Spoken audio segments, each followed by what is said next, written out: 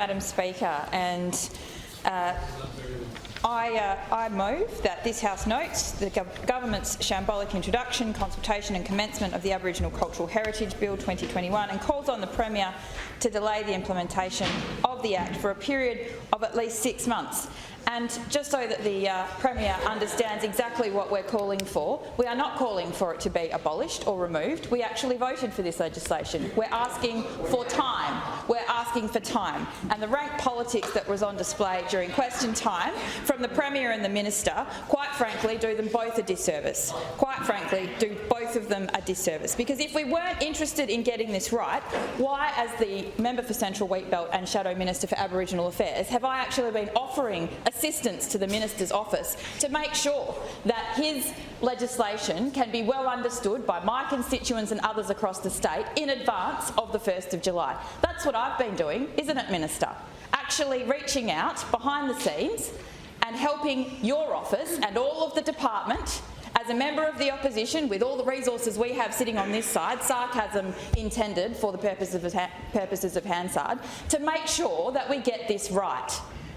To make sure that we get this right. So I will not tolerate being told that we are dog whistling or that we are racist because we stood in this House and dealt with the most appalling process for the introduction of this legislation. And for those of you that are sitting on the backbench, if you don't remember, we were briefed on an overview of the legislation 2 days before it was brought to this House, a piece of legislation that is over 200 pages long.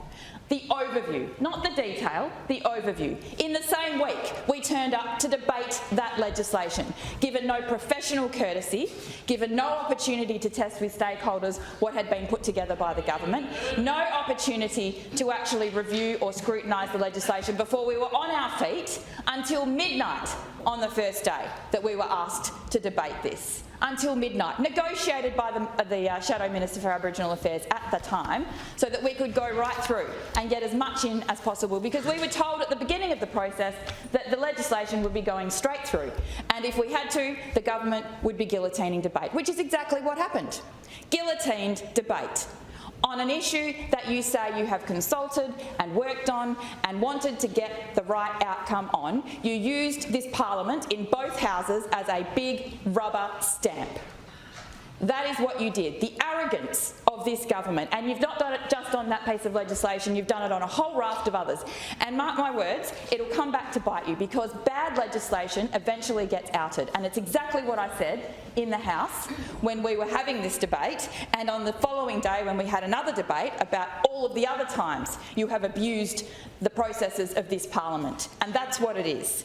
I said at the time we made the most sensible contribution we could make, not having been able to go through the legislation, to consult, to talk to our constituents and to invite comment from stakeholders. We were given no courtesy or opportunity to test anything appropriately for something that will have long-reaching ramifications for this state. It is an abuse of the way this House should work. All this places to the current government is a big rubber stamp. This government thinks it is above questioning. They should be willing to stand next to the legislation it brings to this place and allow it to stand up to the scrutiny of the opposition when it's questioned, and it had no confidence in doing that. It guillotined debate and rammed it through. What a disgrace. And it was like we had a crystal ball, because everything we said during that debate and after has come to pass. We are now dealing with a complete schmozzle of a situation in our community, and it is creating unnecessary angst, concern and divide for Aboriginal and non-Aboriginal people alike. Has the Minister had feedback from the Member for Agricultural Region, the Honourable Shelley Payne, on the meeting that was held in Esperance yesterday? Did you get a phone call from the Juralak Aboriginal Corporation in Esperance about how they felt about the meeting that was held in Esperance yesterday, Minister?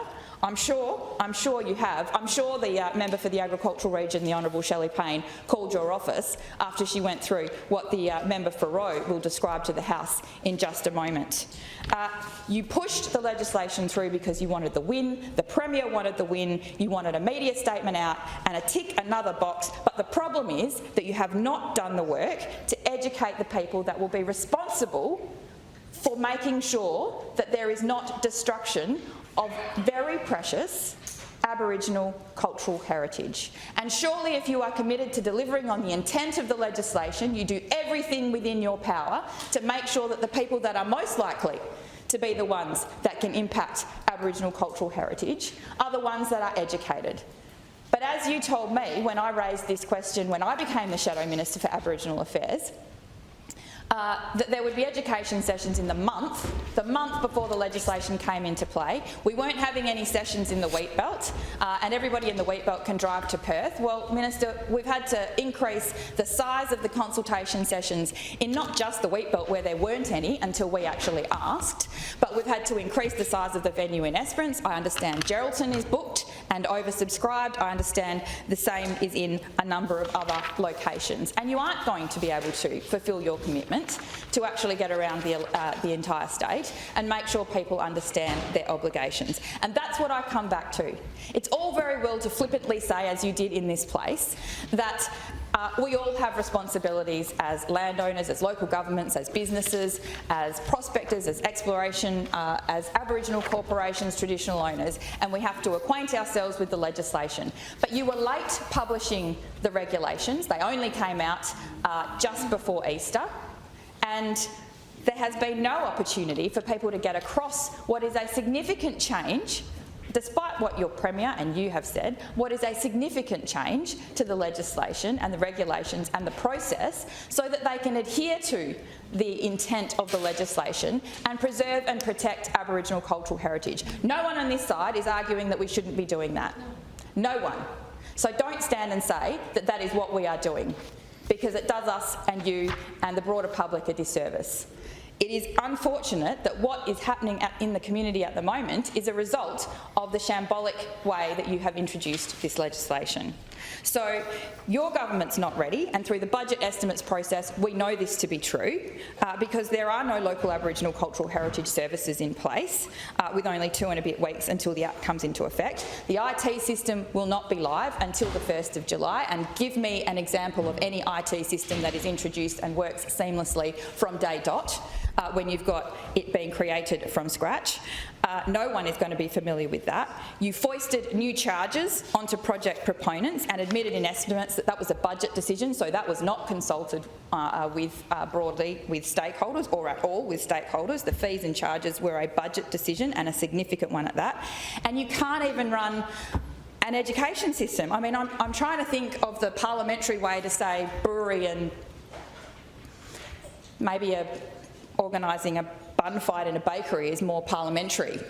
There seems to be an ineptitude for this government and you as the minister to actually organise something so that we can have the information available to our constituents and stakeholders in advance of the 1st of July. And it's just not going to be possible. And so what the opposition has been asking for is for you to put aside your ego and actually delay 6 months at the least to just take the tension out of the situation and allow people to familiarise themselves with what you've been working on and what we agree needs to be done, so that we actually don't see people prosecuted or falling foul, or worse still, actually doing what the Act purports to do, which is to protect Aboriginal cultural heritage.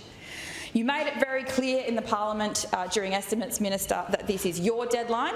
I put to you that you were under running orders from the previous Premier, and you said emphatically that this is your deadline, you are pushing it, so it is your doing and your mess, and legislation that most people would accept and understand as sensible and responsible policy. Not all of it.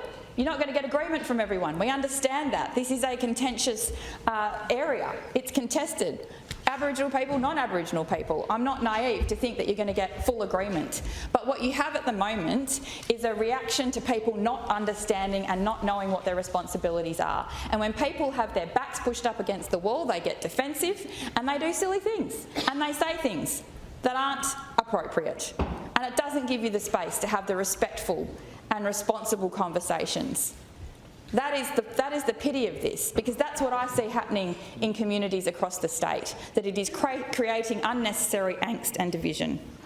So I hope that your backbenchers that sat quietly while we were debating this legislation, who I called on to say, had they done their homework, because the opposition wasn't given or afforded the opportunity to do theirs when the legislation was introduced, have they been talking to you as the minister? Has the Honourable Shelley Payne come back to you with feedback on the meeting in Esperance? Has the Honourable Darren West and the Honourable Kyle McGinn come back and talked about the concerns that are coming from the pastoral and the agricultural, the local government and the prospectors sector? Are they doing their job, or are they just being a number in your parliament? And if they're doing their job and you're ignoring them, because that's the only conclusion that I can come to, you would know just how pear-shaped this process is going. And I would ask the minister to find time in his schedule to actually attend and front one of these meetings. Go out there. When you're dealing with difficult challenges, be the minister where the buck stops with you, to turn up and actually front the people that are asking the questions. Don't roll your department out to do the dirty work. Actually turn up and do some of that hard work, Minister. So I'd welcome you to come out to Merredin and actually meet Minister. I know you think it's funny. But it's actually important. People want to do the right thing. That is overwhelmingly what people are coming to me and saying. We don't want to do the wrong thing. Give us a chance. Give us a chance. So I want to be very clear. And I point members back to the conversations that we had when this legislation was being debated, that the opposition supported it despite the fact that we were put in an invidious position where we had no time to debate it or scrutinise it, that we had no opportunity to go out and actually do the job that we are given as members of parliament and members of the opposition, and ask stakeholders, educate and consult with those people we know will now be responsible and play a significant role in this new system. All we are asking is for an additional 6 months, at the very minimum. And I can point you to parts of the debate that we contributed to, and in fact, one of the lines that I used at the time was, "I have no interest in playing into the politics or entertaining or exacerbating the arrogance and hubris that will ultimately be the downfall of this government with the numbers. With this piece of legislation, the government has not just overstepped the mark, it has pole vaulted, long jumped, whatever analogy you like, right over it. And that legislation," which is what I said at the time, "had better be perfect." Well, it's far from perfect. It's far from perfect. But what's worse is that people actually don't understand what their obligations are. So you have the power to delay it, Minister, to take the pressure out of the system and to give your department some breathing space, to prepare stakeholders and allow local Aboriginal stakeholders to do the same. You have that power, and if you carry on regardless, then you have learned too much from your previous leader, and arrogance and power are a poor combination. We did not vote against this legislation. We are on record clearly stating that we agree with the intent of updating the Aboriginal Cultural Heritage Act, and what was needed in something that is this important was a textbook approach to policy development and implementation, not a box-ticking exercise and not a rushed rubber-stamped act. And that is what we've got. Now, my final note on this is important, Minister, because I've put on record my support for the voice, and I am doing my bit to try and get it across the line. In parts of this state, and I am not over-egging it, in parts of this state, people that were willing to vote yes, to give consideration to what I think is being poorly articulated by the yes vote and the Albanese government, are being hardened against it because they are dealing with this dreadful process. And I implore you to consider that you are losing support and creating unnecessary angst and division and putting pressure not only on stakeholders, including Aboriginal groups, unnecessarily. And all it would take is an additional 6 months at the least to actually get this back on track. I implore you, Minister, to do something before it is too late, because I can tell you out of yesterday, Aboriginal and non-Aboriginal people alike would have been united on one thing, that this government is making it harder to achieve the intent of the Act and to develop those positive relationships that we know are required to continue to make sure that we preserve and protect Aboriginal cultural heritage in this state.